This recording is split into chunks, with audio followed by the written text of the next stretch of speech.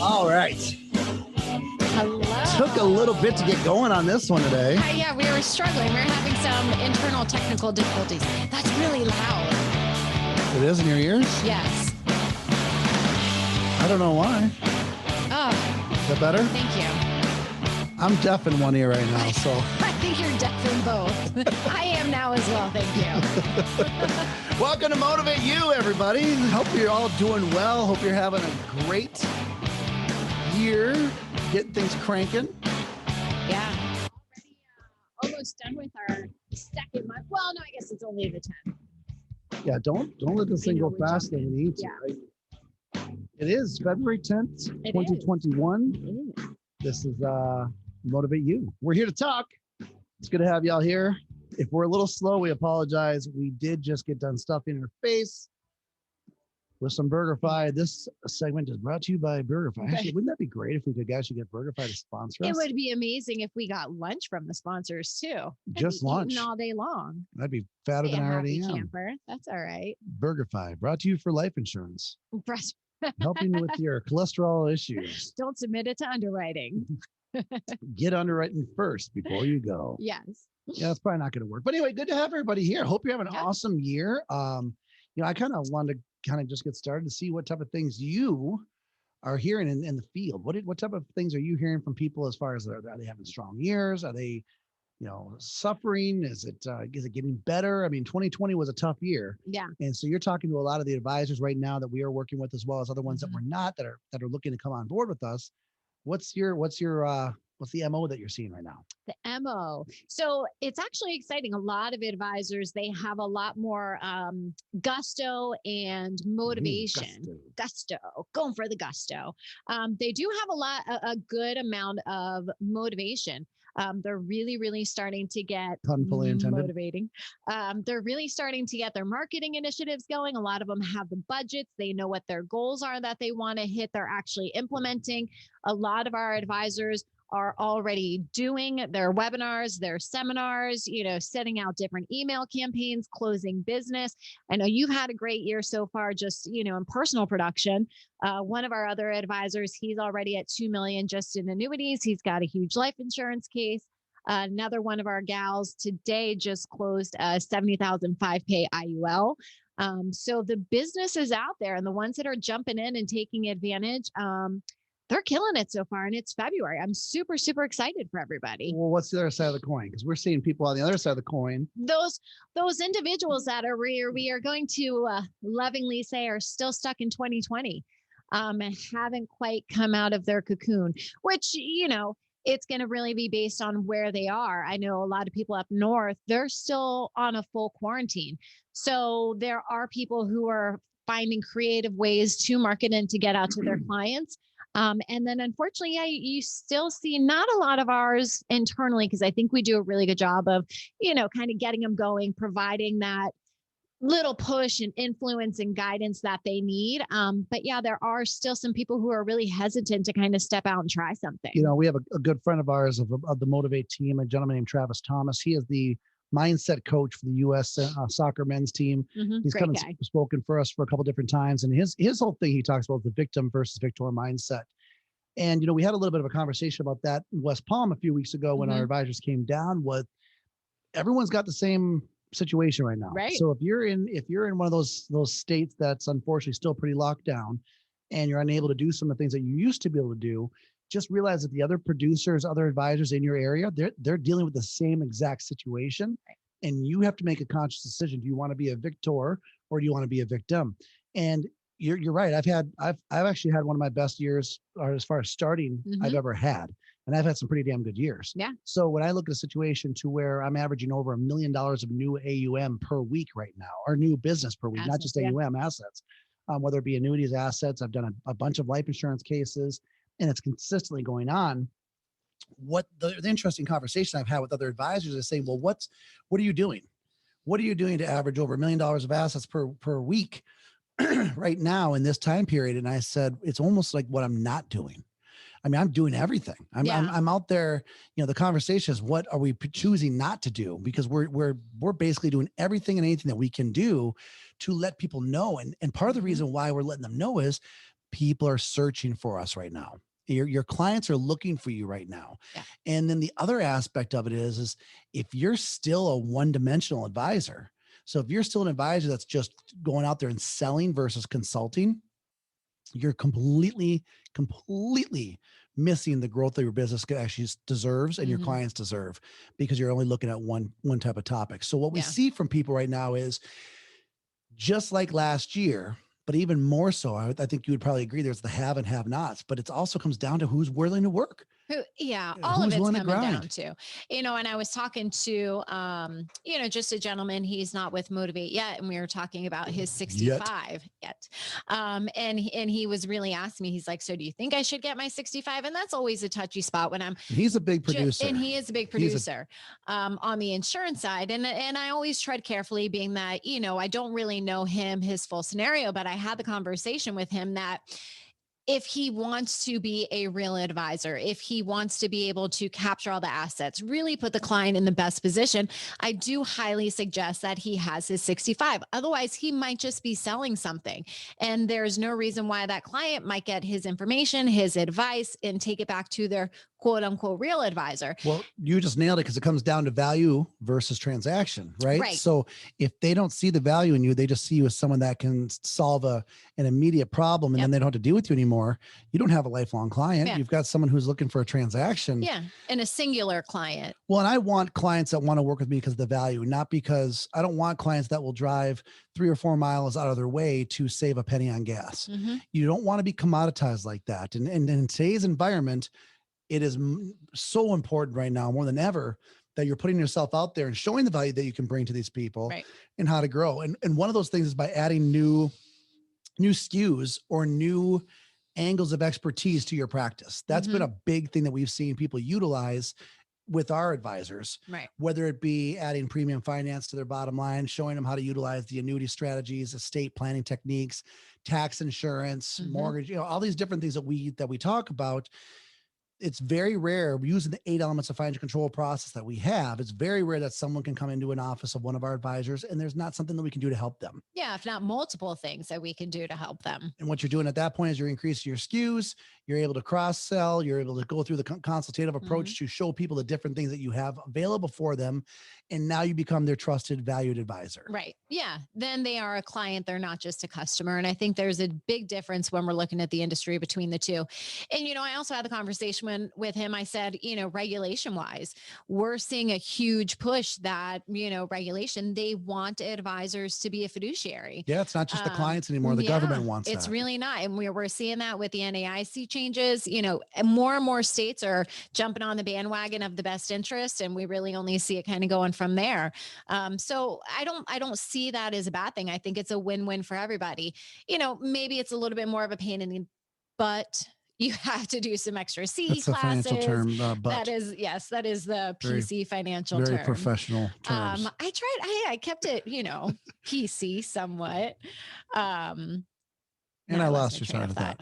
But the thing is so to kind of build off your pain in the butt thing, my train of thought. It's a bigger pain in the butt to be behind the curve. Yes. So so right now, and we've been kind of ahead of the curve with a lot of our advisors across the board, trying to get them to be more of the quote unquote holistic advisor, but really look at the different SKUs, the different revenue streams.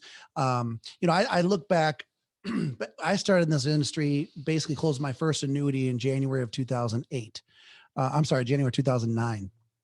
I opened my shop in October 1st of 2008, sold my first annuity in January of 2009, and had my first annuity cancel shortly after that. Yeah. And it was a rough road. I mean, it was a tough gig. I understand exactly where advisors are when they're struggling. And then in 2009, grew the business pretty strong and was clipping, but I was clipping in kind of a one-dimensional process way. And what I mean by that is I was selling annuities. I wasn't consulting. Right. I was an annuity salesperson.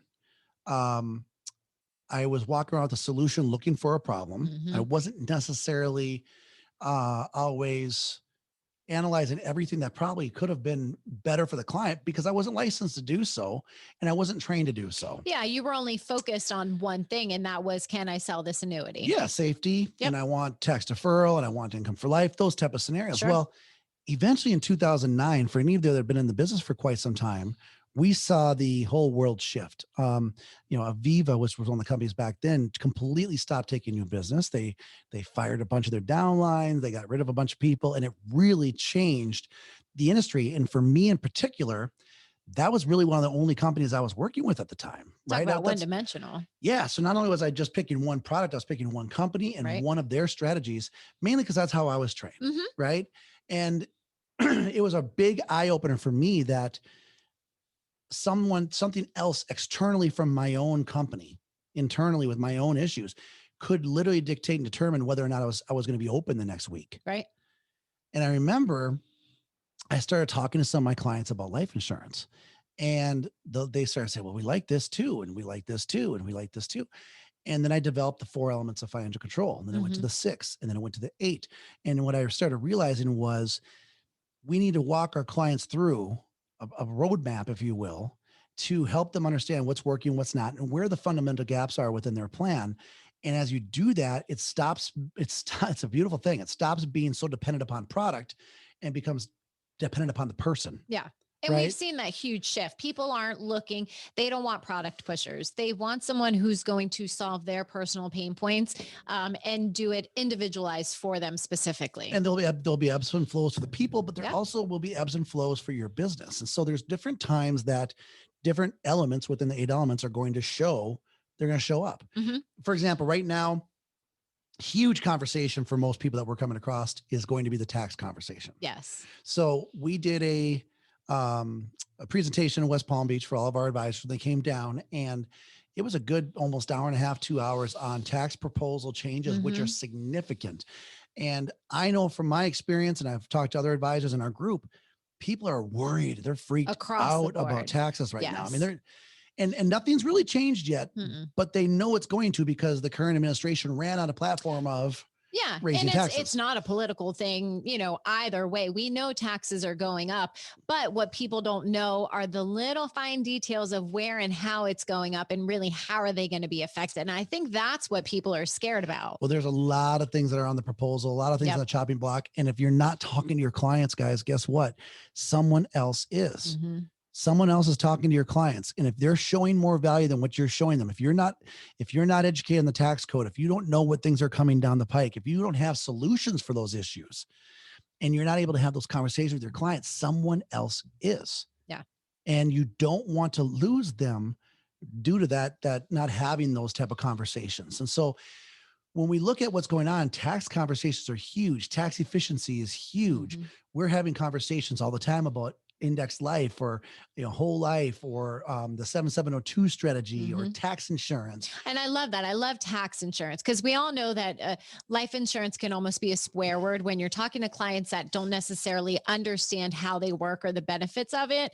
But when you phrase it as tax insurance, then it makes a whole lot more sense. They don't like taxes and they want to be protected from it. So how does that happen? With insurance of some type. Yeah. And it can be a great strategy. So the thing, I guess, what we're trying to get through is, you don't want to limit yourself to one thing. So action steps for anyone listening to the show right now. If you are ready to take your business to that next level, and you don't want to be considered a salesperson anymore, and you want to become a consultant, you want to become that trusted advisor, I know we're willing to help and have that conversation. And really, the first step is sitting back saying, this is what I want. The great news is there are tried and true ways to do it. We have proven processes to do it. But then you're able to see situations like what we're going through right now. We're seeing advisors have insane years just by putting these things into play. And then from there, it, depending upon how you want to market this whole scenario, it's tech stack. One more time. Tech stack. Okay, I was waiting for you to fumble. Oh, geez, there it is. Tech stack. You applaud yourself. Someone actually called in and was talking about the cool sound effects of the show. And so now I yelled at you for doing I don't want to let anyone down when they like the sound effects. That's a good creepy one. That's when you yell. It scares people. No, I don't yell. No one likes a mad Cassie. No one likes that at all. So anyway, where the heck was I going with this whole thing? I got tech confused. stack. Oh, tech stack. Yeah. Yes. So what I think the key component to 2021. So here's the key component, in my opinion. No matter where you are right now, because in Florida, for example, where we are, pretty loosey-goosey on the whole mask mandates, kids are back in school. It's pretty much Restaurants kind of, open. it's kind of almost, I would say, business as usual to a certain extent. Other states out there, nowhere near that. Right. Okay. Complete and total opposite. One thing I would say that we need to look at is to make yourself successful this year. I think it's a combination of two things. Number one, you need to go old school. Mm-hmm. You need to be grassroots. You need to be talking to people. I personally, for example, have gone out and touched base with everyone in my network, every single person from my LinkedIn network that I have a relationship with, and just said, let's catch up. Yep. What's new? What type of things? Because that type of activity will create profitability. Mm-hmm. You'll build those relationships. And it doesn't take a whole lot of time and effort to do so. Be genuine, be yourself, reach out to people like you actually like them and you're friends with them. Well, I would hope that it's a shot. Yeah. Well, because, we went through the whole last year almost keeping to ourselves. Yeah. Everyone became almost hermits, almost like a caveman type of thing. We got to get away from that because we're in this crap together. Right. Right. So we need to help each other with this. So I'm just reaching out, talking to people saying, hey, what's going on? It's not a solicitation. It's not a big, I'm trying to. Not selling something. Not pushing I've got this new strategy or this or that. It's just really saying what's going on, So that's one thing, because I know what made me successful back in the day, the early days of my career, was grind. I would get up every single weekend and go visit every single real estate agent I could find doing an open house, knowing that there was a 90-10 rule, that 10% of them did 90% of the business, and knowing that if I met enough of them, I could get some leads, I could help them with some mortgage business, and it could help me. And guess what? It worked. Right. I didn't spend a dime in marketing. I spent a lot of money on cookies and orange juice. Bring it to the real estate agents, but I didn't spend a dime on marketing. I didn't do seminars. I didn't go to restaurants and try to get in front of 30 people every single time. I went and built relationships. And I think the circle of influence is big. So first things first, go old school. Yeah. Right. And then take that, multiply the productivity of being old school by using your tech stack. Now I use the term tech stack. Why don't you give everyone a little bit of idea of what tech stack is really kind of, how it's structured, why you would use it? So it's kind of, an email or marketing campaign on steroids. So when we look at what's happening today, I mean, you kind of nailed it. So people are looking for that personal connection because we have been so isolated and they haven't had that. So going organic, making those relationships, reaching out to people, making a phone call is huge. But to follow up with it, let's hit them up in different places. So why are you smirking at me like that? I just heard you wrong. I thought you said relationships. No. So it just took me by surprise. No, I swear to God, you said it's all about, we're going to play this back at some point. If I did, guys, I apologize. It's about building relationships. I said butts earlier. So, I'm trying to keep it good. It just took me by surprise. I apologize. Look, you get what you get when you're listening to the podcast. I apologize. Hey, we wing it.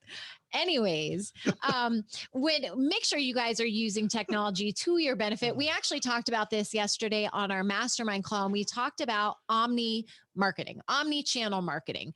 What is omni-channel marketing? Omni-channel marketing is very similar to our tech stack. So it's having the ability to reach out to people in numerous ways, but staying consistent with what you're saying and what you're offering. So what I mean by that is you need to be engaging with them through email. You need to be on social media, whether it's Facebook, Twitter, LinkedIn, Instagram, Snapchat.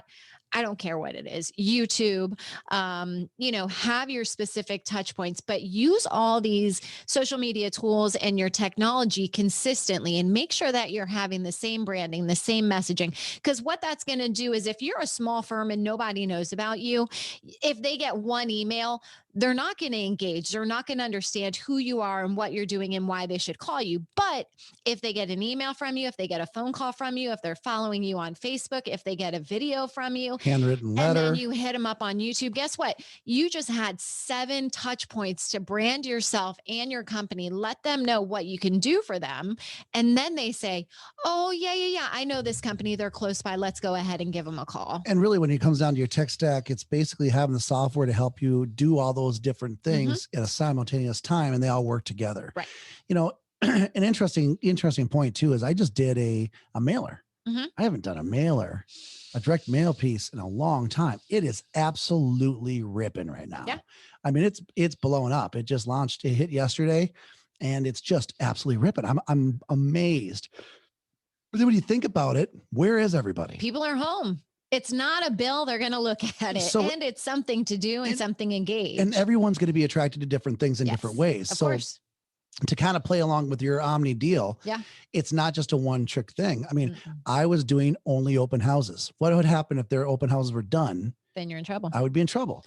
For those of you doing only seminars, more than likely, if you're in a place that's locked down, you're in trouble. Yep. Even for those of you in places like where I'm at, not everyone's going to come to a seminar right now. There's some people that are pretty freaked out. I've had some people send hate mail. Yeah, that I was doing a seminar, even that I was even meeting with people in face to face. Right. So, there's different levels of risk that are going into you owning your business, running your business, and doing things right now. But I'm telling you, if you can go old school and rebuild those relationships with their COI, if you can go out there and talk to your existing clients and talk to them about the changes that the government's giving you, the government's literally giving you a master marketing plan. You business. The government's saying we're changing regulation, we're going to be raising taxes, and I mean they're telling you point blank, here's a telegraph. It's like saying I'm going to throw one right down the middle and hit it out of the park. Right. They're giving you your marketing bullet points. Well, they're giving you the opportunity to fly in with your cape and be the hero, saying, listen, I know you're worried about these taxes, but guess what? I can help you with it. You're like a tax saving superhero. Right? Getting like a T and an S on your chest. All about it. What's the S for? Tax saving superhero. That's just one S. Tax saving superhero TS. I think you need to go back to the drawing board on your logo. That's just S. Tax saving superhero. That's a TS.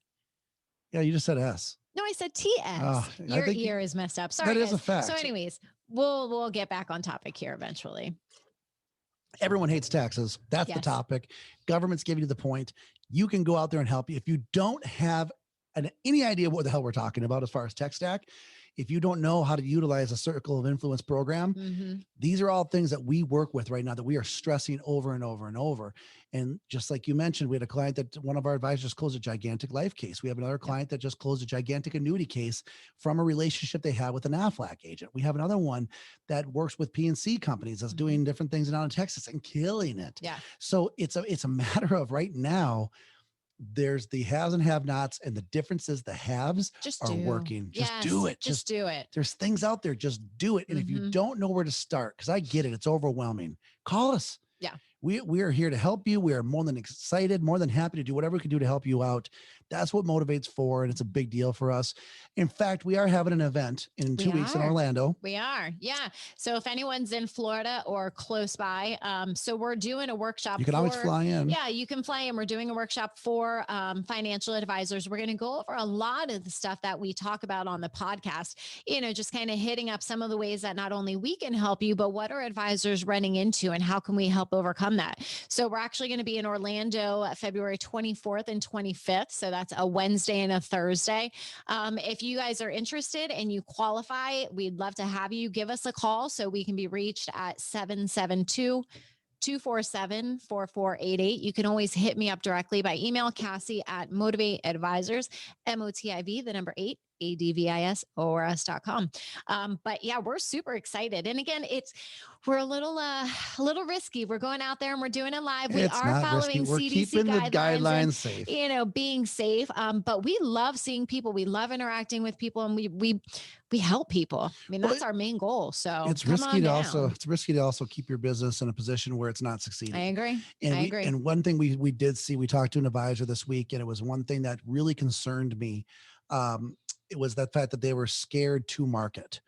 And so they said, well, if I do this marketing, what's the guarantee it's going to work? Remember, she kept talking about guarantee. She's like, what happens if it doesn't work? And if I do it again and it doesn't work again? And I said, with all due respect, that's marketing. It is. But I can guarantee you, if you don't market, what will happen? You're losing money, and you're definitely not making any. There's a hole in that bottom of that bucket. And if you're not out there meeting, Dear Liza. Great song. One of my favorites. Dear Henry. So it's a big deal to make sure that you're protecting your wealth. And, there's not a strong company on the planet right now that's not marketing. No. People need to know you. Now, the good news is, some of the things we were talking about, by going back to the old school and utilizing tech stack and kind of going grassroots versus tech and kind of marrying the two is a lot of that stuff you can do for a really reasonable Super price. cost effective. And It it's really is. really, really cost It effective. really is. So these are all the things that we want to be able to help you out with. So again, if you have questions, give us a shout. We'd be more than happy to help you. You can always reach us at 877-7-MOTIVATE or 772 247-4488. I can never remember that one. That's all right. I got you. You think I should. I got you. And we'd love to see if you're in Orlando. Yeah. Or want to come down to Orlando, come down 24th, 25th of February. Mm-hmm. Love to have you. Seats are literally filling up fast. It's already 50% full right now. We are limited. So we just launched yesterday and it's already 50% full. So we will keep everyone in the loop on that, but would love to hear from you. And if you just want to talk, if you literally need some help, not a high pressure. Ideas. Yeah. Not a high pressure situation. Call us. We'll talk. Let's talk shop. I love this business. I think we are very blessed to be able to do what we can do to help people. That we are. And we want to make sure that we can help you as well. So make sure you get a hold of us. Perfect. Thanks, guys. Hope everyone has a wonderful rest of the week. And we look forward to talking to you next time. Be good, everybody. This has been Motivate You, brought to you by Mike Terrio, Cassie Adafaro from Motivate Advisors. Great to be with each and every one of you. Make sure you go out there and continue helping people the way you can. We appreciate you and look forward to talking to you next week. Comments are always welcome. Thanks, unless guys. They're mean. Don't send any mean ones. Well, that's all right. We'll laugh at them probably. More than likely, anyway. Have a great time. We'll be taking care of yourself. Talk to you soon. Bye-bye. Thanks.